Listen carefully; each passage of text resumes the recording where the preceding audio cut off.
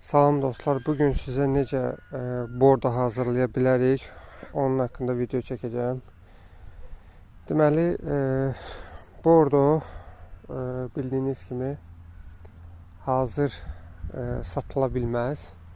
Niyə satıla bilməz? Çünki bordo mis sulfat və əhəngin qarışımından hazırlanır. Bu ikisi də yəni bir yerə qarışdıqda maksimum yəni bir gün qalar da, yəni ona görə yəni onun qablaşdırılıb hazır satılmağı biraz o necə deyirlər bilinmir də tərkibi nədirsə.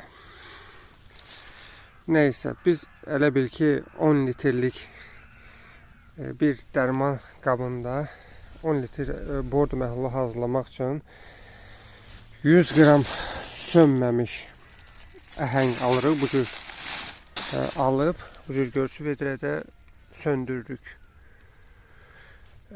Əlavə olaraq da plasmas qabda 200 qram mis sulfat, yəni göydaşı qarışdırırıq.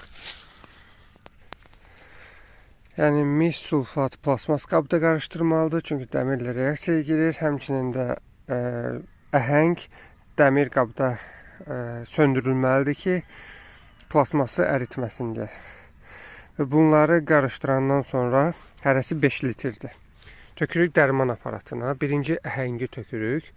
Sonra mis sulfatı tökürük və yenə də qarışdırıb gördüyünüz kimi bağa tətbiq edirik. Niyə 2%,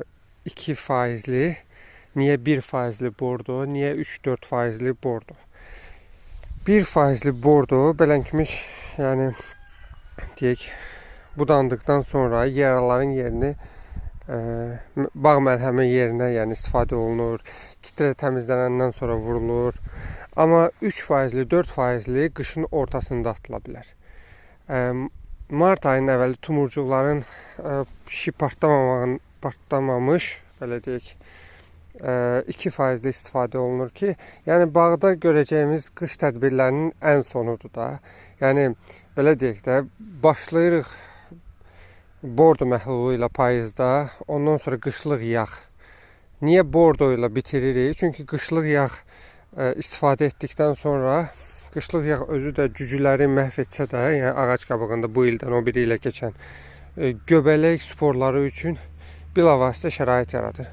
Onun üçün də bağda ən son tədbir bordo məhlulu ilə bordo vurulub bağdan çıxılmalıdır. Yəni vurulandan sonra gördüyünüz kimi ağacda bu cür qalır. Göy təbəqə əhənglə qarışıqdır deyə.